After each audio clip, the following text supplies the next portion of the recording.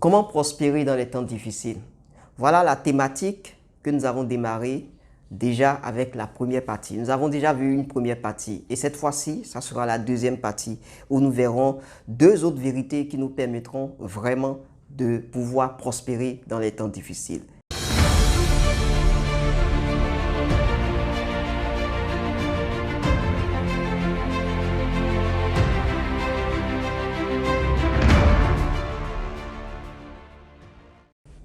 Salut bien-aimés dans le Seigneur, je vous souhaite la bienvenue dans cette deuxième partie de notre série d'enseignements sur le thème « Prospérer dans les temps difficiles ». Comment prospérer dans les temps difficiles.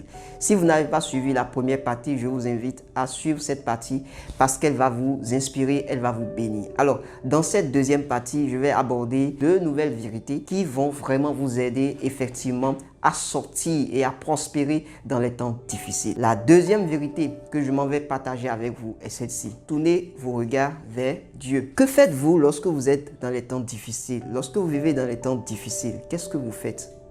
La deuxième chose à faire, c'est de vous tourner vers Dieu. Écoutez, quand vous êtes dans les difficultés, Dieu a une parole pour vous. Dieu a une instruction pour vous. Je vous rassure, dans n'importe quelle situation, Dieu veut toujours nous parler. Dieu veut toujours nous donner une instruction. Mais le problème, c'est que nous sommes tellement submergés par la difficulté, tellement submergés par les crises. Et ces choses nous empêchent de nous asseoir devant Dieu et de poser les bonnes questions à Dieu afin de recevoir de lui des instructions. Quand vous êtes dans des problèmes, asseyez-vous. Cherchez la face de Dieu. Cherchez une parole de la part de Dieu. Parce que Dieu a une parole pour vous dans cette situation difficile dans laquelle vous vivez. Dieu a un réma pour vous. Et il ne vous sert à rien de courir à gauche et à droite pour chercher la solution. Alors qu'en réalité, la solution se retrouve chez Dieu. Écoutez un peu ce que dit la Bible. 2 Chroniques 7, verset 14 dit ceci. « Si mon peuple, celui qui a invoqué mon nom, s'humilie, prie et cherche ma face, et s'il se détourne de ses mauvaises voies, je les hausserai des cieux, je lui pardonnerai son péché et je guérirai son pays. » Quand vous vivez dans les difficultés, la meilleure chose à faire, c'est de vous rasseoir et de chercher la face de Dieu. Dieu a une parole pour vous. Et la Bible dit ceci. Quand on tourne vers lui les regards, on est toujours rayonnant de joie. Dieu ne laisse jamais ses enfants dans la confusion. Il ne laisse jamais ses enfants dans la confusion. Écoutez-moi et faites ce que je dis. Dieu ne vous laissera jamais dans la confusion quand vous vous tournez vers lui. Quand vous voulez avoir une instruction de sa part. Quand vous avez envie qu'il vous parle. Quand vous cherchez sa face, Dieu vous répond toujours. Il est celui qui répond aux prières. Il est celui qui se révèle. Faites attention. Lorsque les difficultés vous assaillissent, lorsque les difficultés viennent vers vous, prenez le temps de vous asseoir devant Dieu. Prenez le temps de chercher la face de Dieu et de demander les bonnes questions à Dieu. Et le Saint-Esprit en vous vous donnera l'instruction qu'il faut.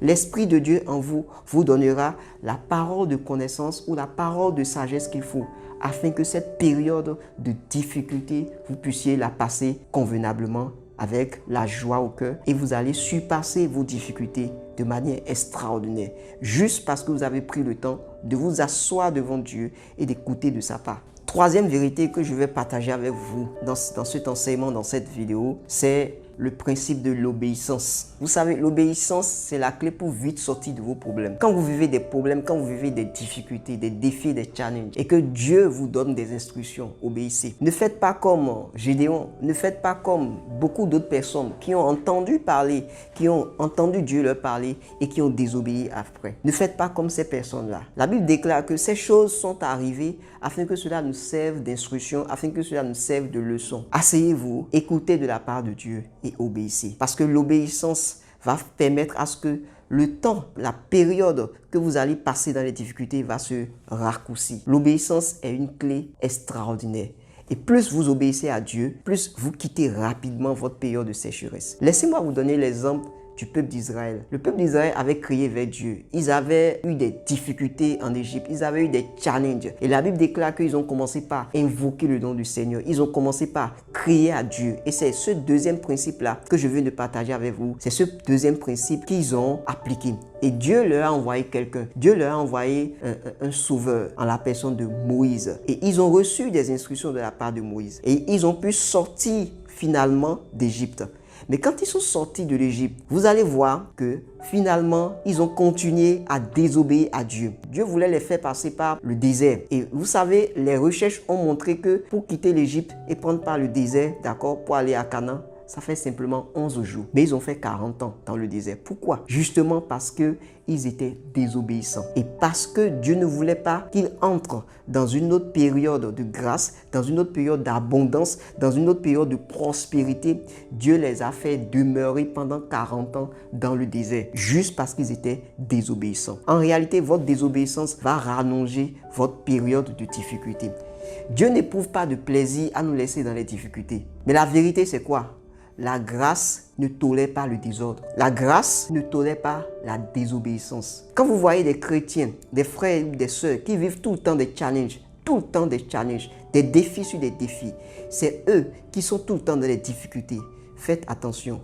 Regardez leur vie. Est-ce qu'ils ne sont pas en train de tout le temps de désobéir à Dieu? Parce qu'en réalité, l'obéissance offre une atmosphère favorable pour que la grâce de Dieu puisse agir dans votre vie. Quand Dieu voit que vous avez un cœur obéissant, il se déploie totalement en vous. La prière à faire, c'est que Dieu vous donne un cœur obéissant. Écoutez ce que dit la Bible. Ésaïe 1, verset 19 dit ceci. Si vous avez de la bonne volonté et si vous êtes docile, docile veut dire simplement obéissant. Et si vous êtes obéissant, vous mangerez les meilleures productions du pays. Pourquoi nous, en tant qu'enfants de Dieu, nous ne mangeons pas les meilleures productions du pays? Ce n'est pas parce que nous n'avons pas la grâce. En fait, nous avons la grâce. Mais le problème, c'est que nous ne sommes pas obéissants. Nous n'appliquons pas les principes de Dieu. Nous ne sommes pas obéissants. La grâce n'exclut pas l'obéissance. Faites attention. Obéissez aux instructions de Dieu. Quand vous êtes dans les challenges, asseyez-vous. Recevez de la part de Dieu. Et quand vous recevez une instruction de la part de Dieu, exécutez. Ne tiraillez pas avec Dieu. Ne discutez pas avec Dieu. Obéissez simplement. Et vous allez voir que des situations difficiles vont être transformées. Des situations chaotiques vont être restaurées. Des situations bizarres vont être transformées complètement par des miracles extraordinaires. Pourquoi? Parce que vous avez obéi. Et la Bible dit ceci, l'obéissance vaut mieux que le sacrifice.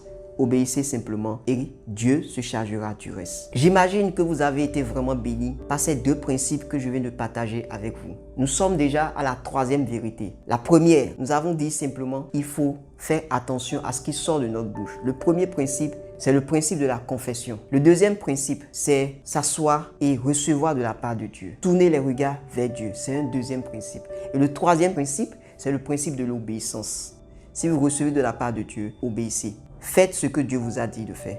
Obéissez simplement. Alors, il reste encore une quatrième vérité. Et si vous avez été édifié par cette deuxième partie, je vous invite à suivre la troisième partie. Et pendant que vous écoutez cet enseignement, je prie que le Seigneur vous donne un cœur qui l'écoute et un cœur qui est obéissant. Que le Seigneur vous bénisse. Shalom.